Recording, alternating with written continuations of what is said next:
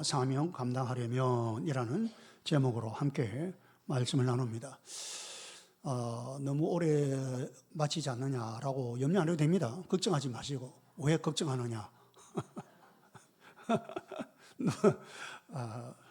제가 거기에 맞춰서 설교를 길을 준비해 놨으니까. 어려운 환경에서 사명 감당하려면 이라는 제목입니다. 근데 이게 이제 한 3번 나누어서 그렇게 해야 될 그런 내용이 될 것 같습니다.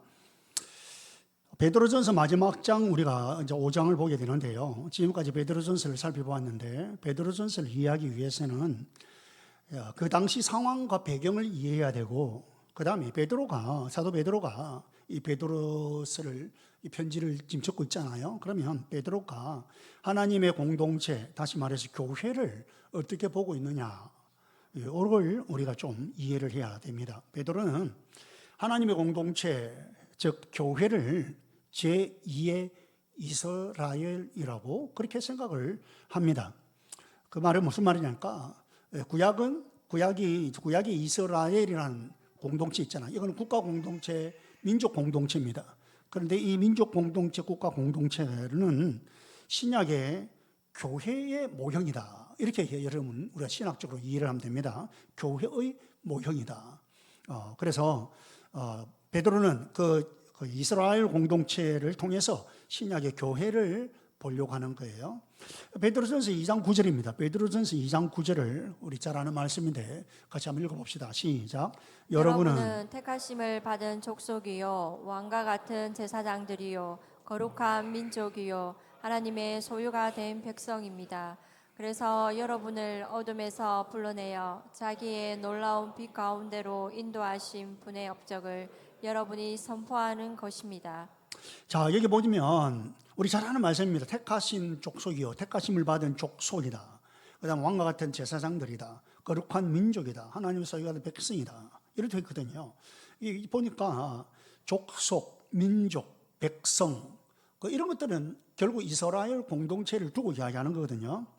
그래서 이제 지금 여러분은 교회 성도들은 이제 지금 베드로서를 받고 있는 이 성도들 두고 이야기, 성도들이 교회죠. 자, 그래서 이 교회 공동체는 이렇게 구약의 이스라엘에 비추어서 이해할 수 있습니다. 자, 그러면 그 다음 2장 9절에 뒤에 보면은 그래서 여러분을 어둠에서 불러내어 자기의 놀라운 빛 가운데로 인도하신 분의 업적을 여러분이 선포한다. 하나님의 놀라운 빛을 선포하는 것이 교회의 사명이다. 이 말이에요. 이건 교회의 사명이.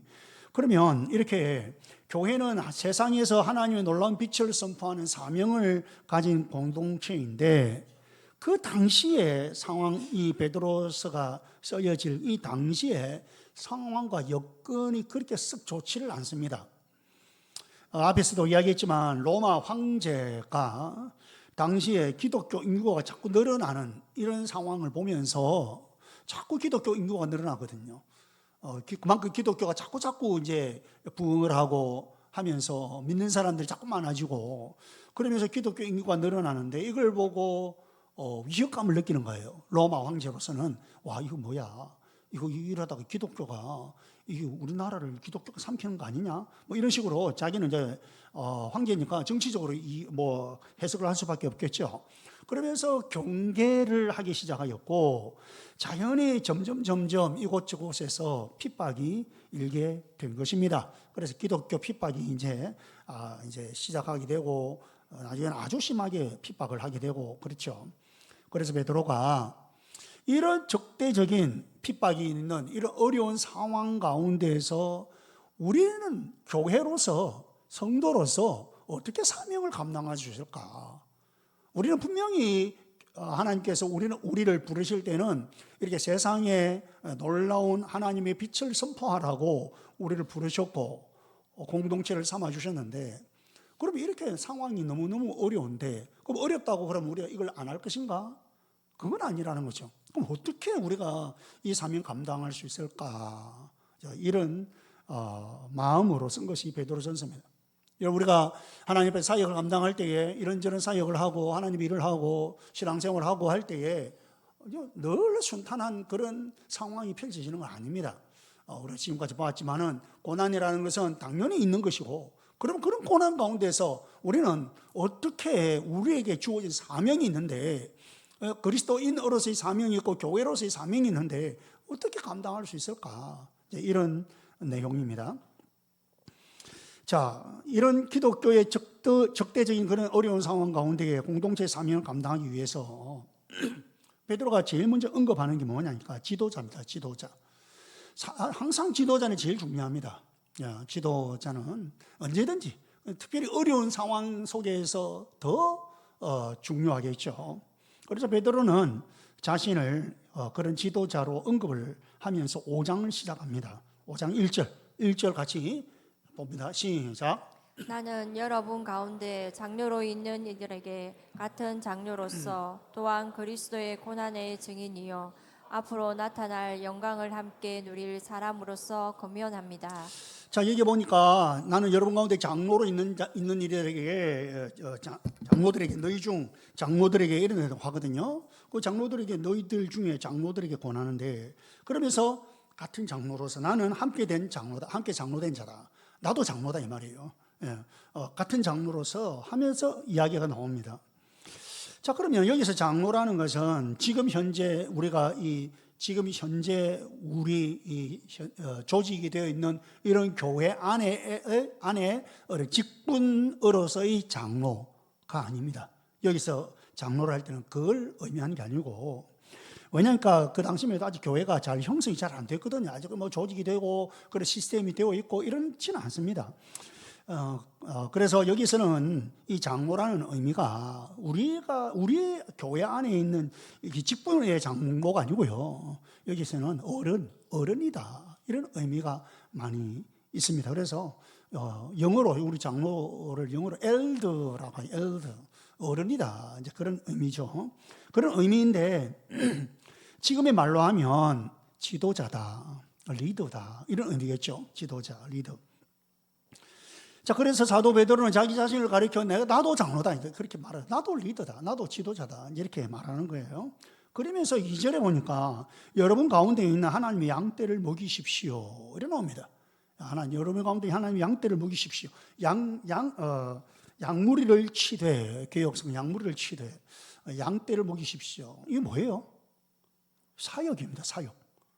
그러면 이게 연결이 어떻게 되냐면은, 여기서 장로라는 말은 지도자, 어른, 지도자라는 말이고, 이 말은 2절을 보니까 사역을 하는 사람입니다. 사역을 하는 사람, 사역자, 사역을 하는 사람이다.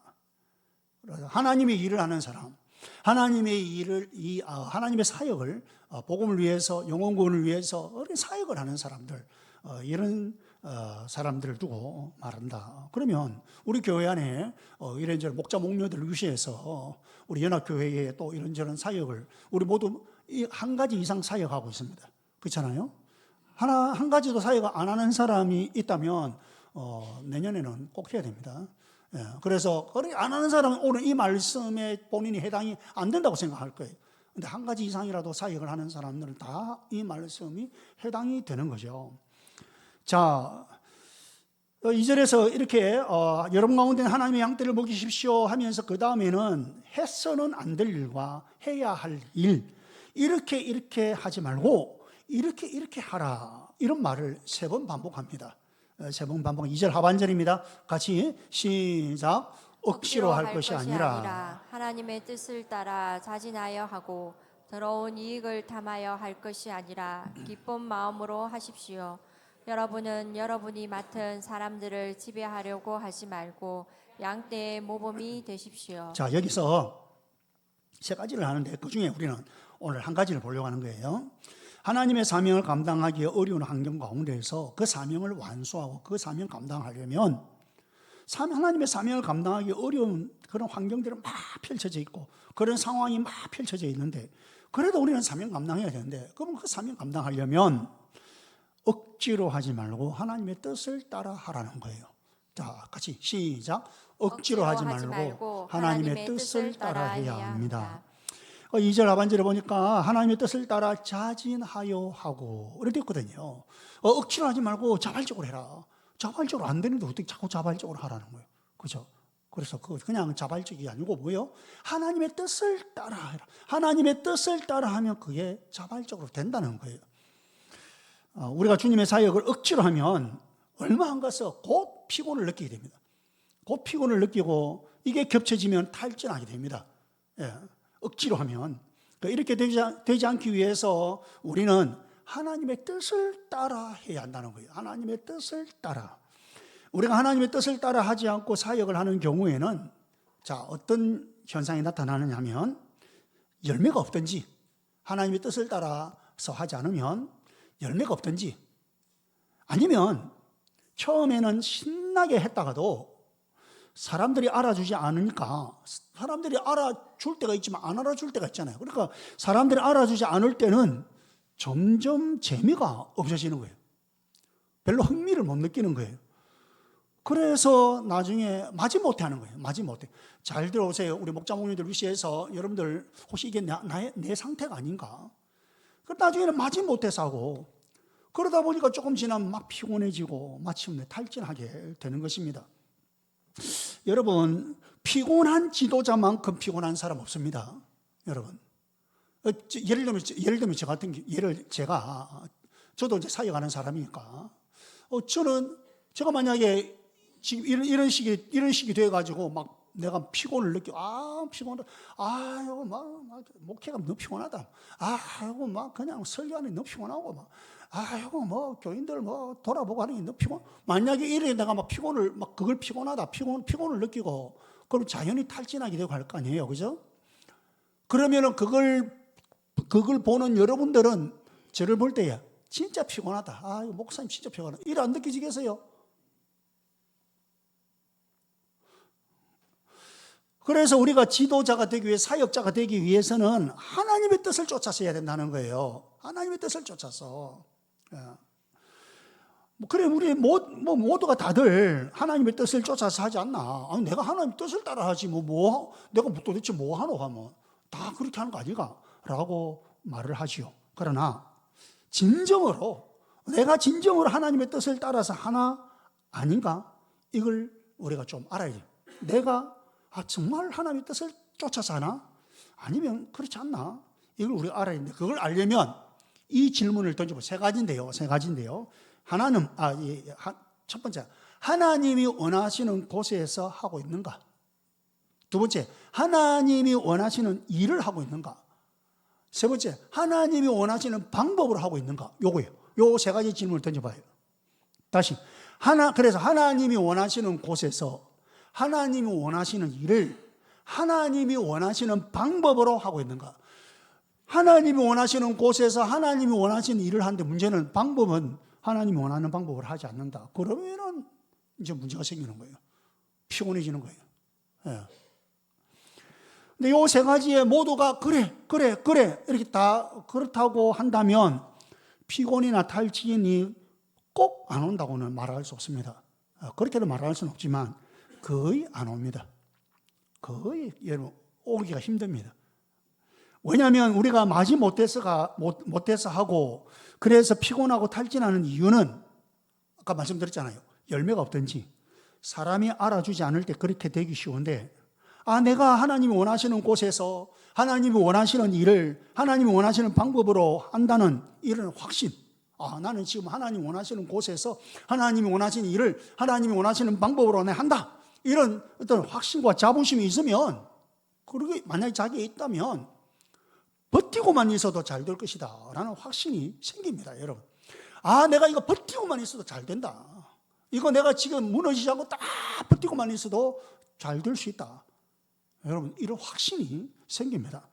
당장 열매가 보이고 안 보이는 것은 별로 상관이 없습니다. 오늘 우리 이렇게 세례받고 하니까 VIP가 와서 세례받고, 우리 목장은 어느 목장은 두, 세 번도 하고 하는데 우리 목장은 이랬노? 목자 목녀님이 그렇게 그냥 그런 생각 때문에 갑자기 힘이 쫙 빠지기도 할 수 있죠. 그죠? 잘 들으세요. 목자 목님들 잘 들으세요. 하나님이 원하시는 곳에서 하나님이 원하시는 일을 하나님이 원하시는 방법으로, 중요한 것은 그 방법을 안 해서 문제예요. 그 방법으로 한다면 뭐하면? 버티고만 있어도 되는 겁니다, 여러분. 버티고만 있어도. 그래서 아까 제가 말씀드린 것처럼 이렇게 하면, 그런 확신이 있으면 사람이 알아주느냐 안 알아주느냐 그게 또 중요하지 않습니다. 왜냐하면 어차피 나는, 여러분 아까 이 세 가지만 그렇다면, 그러면 그 사람은 사람들에게 칭찬받기 위해서 하겠어요? 그 사람은 하나님께 칭찬받기 위해서 한 거니까, 내가 하나님이 원하시는 일을 하고 있으면 하나님께서 인정해 주실 것이다. 하나님께 인정해 주실 것이다. 이런 확신도 있는 거예요. 그래서 장차 내가 하나님 앞에 가면 상급이 있지 않겠나.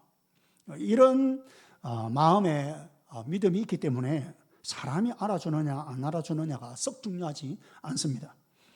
그래서 거기서 피곤하다든가 탈진이 올 가능성은 줄어든다라는 것이요.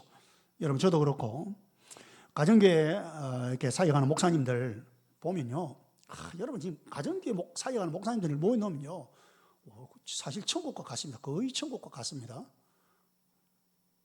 여러분 우리 가정교회 하는 목자들, 우리 목자 연합 수련회 이런 데 거의 천국과 같은 느낌 안 들었습니까? 그죠? 평소에 가보면 거의 천국과 같지 않습니까? 우리 가정교회 하는 목사님들끼리 모이면 얼마나, 저도 그렇고 그 사역하는 목사님들 이게 보면 그 가정교회 사역하면서 행복하다, 정말 행복하다, 그렇게 고백을 많이 합니다. 저도 제가 불과 한 달, 지금도 내가 만나면 목사님 주변에 그런 말 합니다. 한 달 전에 제가 차 타고 이동하면서, 제가 가정교회 사역하면서 진짜 내가 말 잘 안 하거든요. 막 우리 교회 어떻고 저떻고 하면 꼭 자랑하는 것 같고 해서 내가 잘 안 해요. 근데 한 달 정도 됐는데 차 타고 이동하면서 목사님 몇 명하고 이야기를 좀 하다가, 내가 가정교회에 대해서 조금 이제 좀 소개를 해줘야 좀 될 것 같아, 이런 마음 좀 있어서 제가 좀 이제 이야기 좀 했어요. 그러면서 내가 요즘 사실 굉장히 행복하다. 내가 그게 거짓말이 아니고 내가 진심을 담아, 진심이에요. 나 너무 행복하다. 이유는 내가 진짜 그렇다고 이전에 내가 그런 마음으로 안 한 건 아니지만, 그런데 지금은 더 정말 내가 정말 목사다운 목사가 된 것 같아서 너무 행복하다. 내가 정말 내가 목회 자체에 정말 몰두하고 있으니까 이게 너무너무 내가 행복하다. 다른 말로 하면은 잘 이해가 안 되니까 제가 일단 그런 실제 그렇고요. 예. 그분들이 이해할 수 있는 그 표현으로 제가 그렇게 했어요. 그래 행복하다는 이유가 바로 이것입니다. 이전에는 목회를 잘한다는 기준이요. 목회를 잘한다는 기준, 이거는 목사님들도 그랬고 저도 그랬고 거의 모든 목사님들, 지금도 거의 모든 교인들도 심지어 그래서 하는 게, 목회를 잘하는 기준이 뭐냐?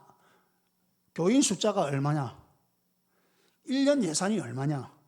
교회 건물이 얼마나 크냐? 이것이 기준이 되었어요.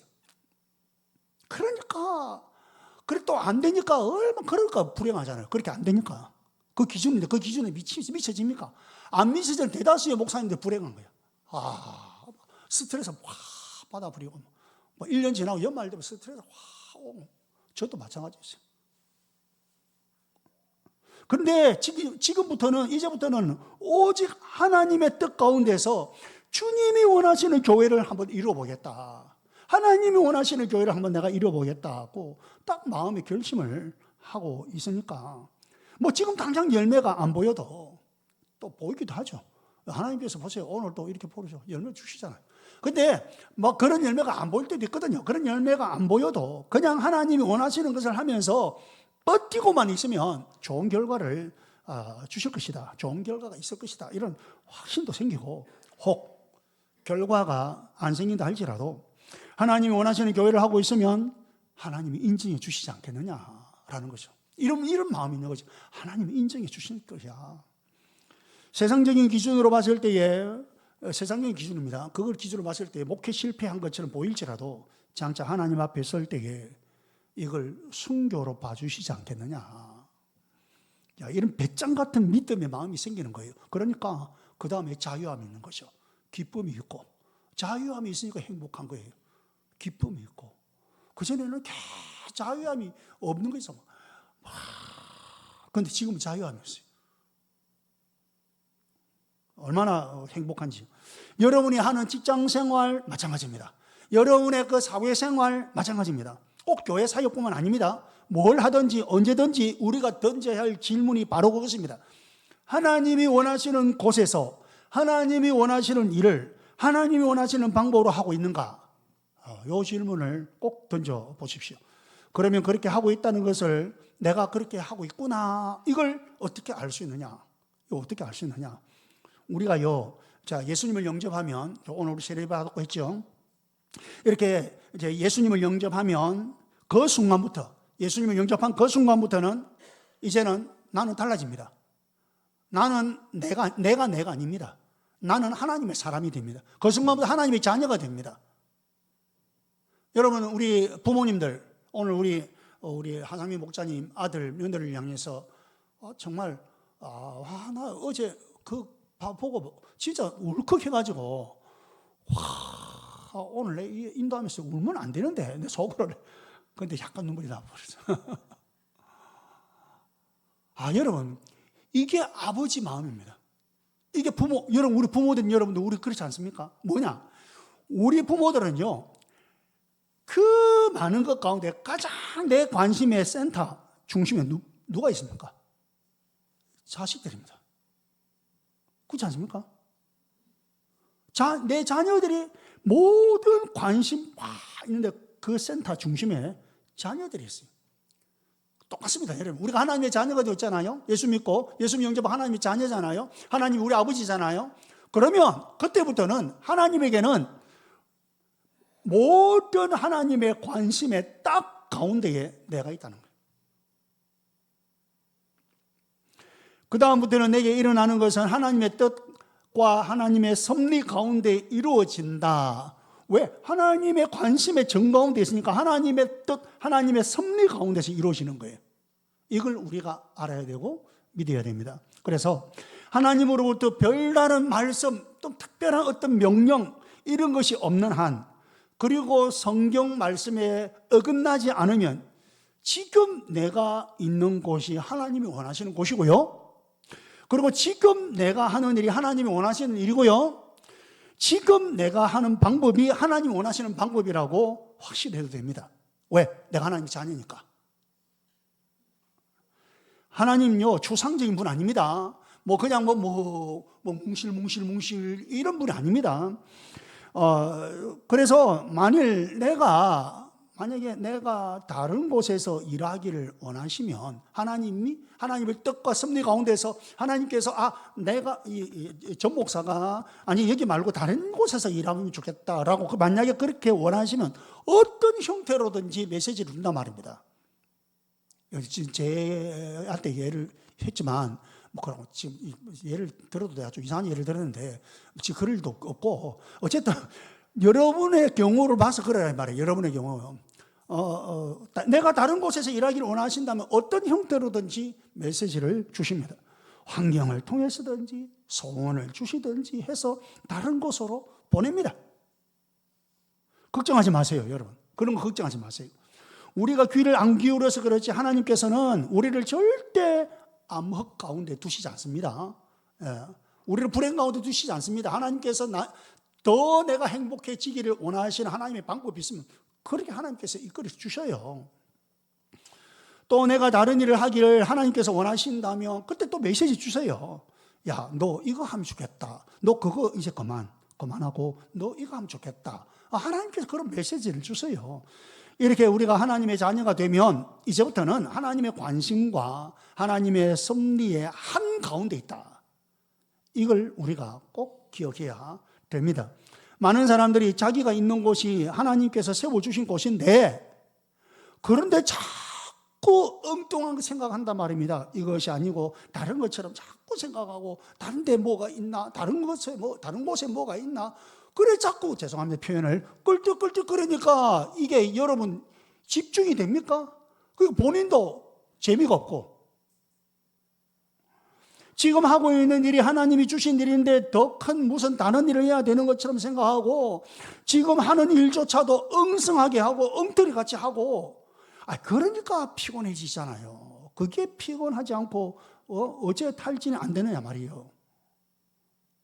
저는 그렇게 이야기합니다. 만약 하나님께서 나에게 진짜 하나님이 원하시는 일이 또 있어서 그 일을 하게 하실 때까지는 설사 그런 일이 있다 할지라도 지금은 내가 하는 그 일, 그곳에서 그리고 하나님이 원하시는 방법으로 제대로 해라는 거예요. 제대로. 그래야 하나님께서 네 보니까 네 제법 똘똘하네. 네 제법 하네. 그래 보시고도 하나님께서 또 어떤 무엇을 맡겨주시든지 하지 않습니까? 너 지금 이것도 네 엉터리 같이 하고 엉성하게 하고 이것도 제대로 못하는데 여러분 그렇지 않습니까? 여러분 우리가 하나님의 뜻 가운데 있을 때에 비로소 우리에게 피곤이 오지 않다는 걸 기억하십시오. 하나님의 뜻을 따라하면.